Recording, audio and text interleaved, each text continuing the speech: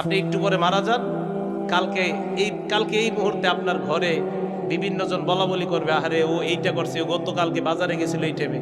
পরের দিন বলবে আহারে ও এই শীতের কাপড়টা পরতো। তৃতীয় দিন বলবে ও আসলে এই সেই। চতুর্থ দিন ভুলা যাবে আস্তে আস্তে। পঞ্চম দিন মোটামুটি আস্তে আস্তে 1-1.5 মাস যাবে। গতি পৃথিবীর মতো চলতে থাকবে, আকাশ আকাশের মতো থাকবে, বাতাস বাতাসের মতো থাকবে। আপনার বন্ধু টন্ধু যারা যার যার কর্মস্থানে সে মতোই করবে, কিন্তু আপনি কবরে থাকতে হবে। এটাই চূড়ান্ত বাস্তবতা।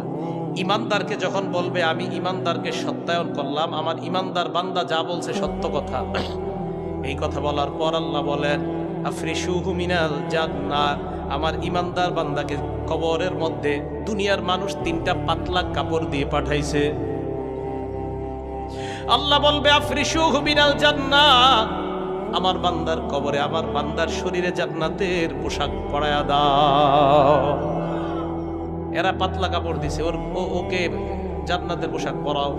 আফরিশুহু মিনাল জান্নাহ, তার কবরে জান্নাতের বিছানা বিছায়া দাও। ওয়ালবিসুহু মিনাল জান্নাহ ওয়াফতাহু লাহু বাবান ইলাল জান্নাহ।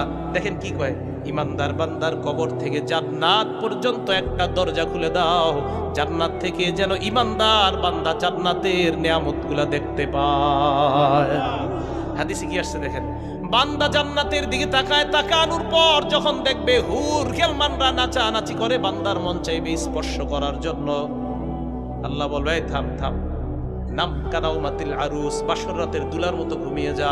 লা ইউকিজুহু ইল্লা আহাব্বা আহলিহি, যাকে তার প্রিয়তমা ছাড়া অন্য কেউ ডাক দেয় না। আরে এই হাদিসের উদ্দেশ্য হলো, কবরের মধ্যে তোমার প্রিয়তমা কেউ নাই, আমি আল্লাহ তোমার প্রিয়তম হয়ে গেলাম। আল্লাহ প্রিয়তম, আমি কিয়ামতের মাঠে তোমাকে উঠাবো, ঘুমাও ঘুমাও।